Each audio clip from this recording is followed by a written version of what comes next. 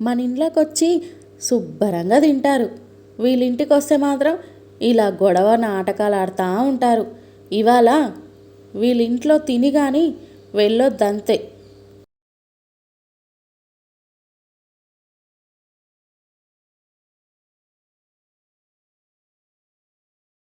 Online క్లాసా పాడా?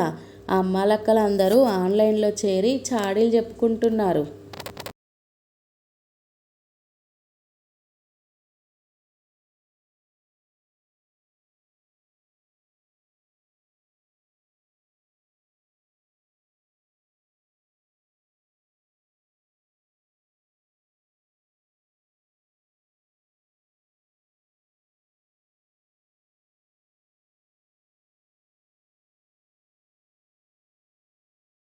గత వారం రాశి ఫలాల్లో మీ ఆదాయం 7, ఖర్చు 2 అని ఉంది. వారాంతంలో పట్టుకొచ్చింది నాకు 3,000 ఇచ్చారు.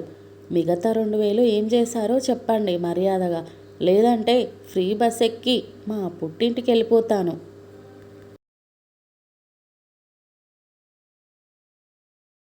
భీముని పట్టణంలో సచ్చినానంద వర్మ అనే ఊరి పెద్ద ఉండేవాడు. అతను ఊరి ప్రజలకు న్యాయంగా పరిష్కారం చెబుతుంటాడని ప్రతిదీ. ఆయన ఒకరోజు బజారుకు వెళ్తుండగా దారిలో ఇద్దరు వ్యక్తులు వాదించుకోవడం గమనించాడు. ఆ ఇద్దరిలో ఒకతను జమీందారు, మరొకతను ధాన్యం బస్తాలు మోసే పనివాడు. ఇద్దరి మధ్య వాదనకు కారణం పనివాడు ఒక బరువైన బియ్యం బస్తా మోస్తుండగా అది జారి జమీందారు కోడిపై పడడంతో అది మరణించింది. దాంతో జమీందారు ఆ పనివాడితో అన్యాయంగా నా కోడిని చంపేశావు. ఆ కోడి కనీసం ఇంకో సంవత్సరంలో ఎన్ని గుడ్లు పెట్టేదో అంత వెల చెల్లించు అన్నాడు.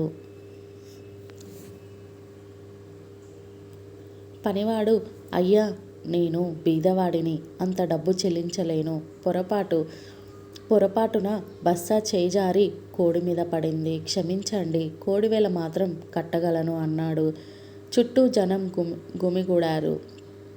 ఇంతలో అక్కడికి సచ్చినానంద వర్మ రావడం చూసి జనం అతను సరైన తీర్పిస్తాడని ఆశించారు. జమీందారు, పనివాడు సచ్చినానంద వర్మతో జరిగిన విషయం వివరించారు. కాసేపు ఆలోచించి సచ్చినానంద వర్మ, జమీందారు వాదన సరైనదే.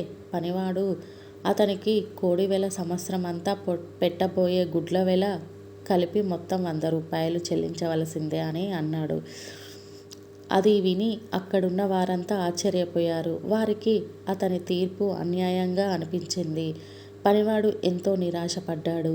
సచ్చినానంద వర్మ, నా తీర్పు ఇంకా ముగించలేదు అని కొనసాగించాడు. జమీందారుతో, కోడిగుడ్లు పెట్టాలంటే నువ్వు దానికి ధాన్యం పెట్టాలి కదా, మరి ఒక సంవత్సరంలో కోడి ఎంత ధాన్యం తినేది అని అడిగాడు. 2 బస్తాలు స్వామి అన్నాడు జమీందారు. అయితే 2 బస్తాల ధాన్యం వేలను నువ్వు పనివాడికి ఇచ్చేయి.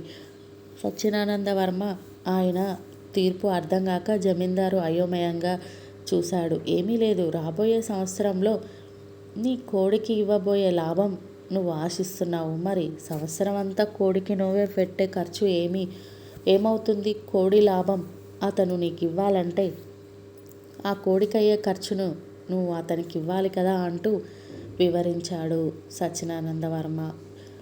2 బస్తాల ధాన్యం వేల తనకు రాబోయే 100 రూపాయల కంటే ఎక్కువ అని గ్రహించాడు జమీందారు.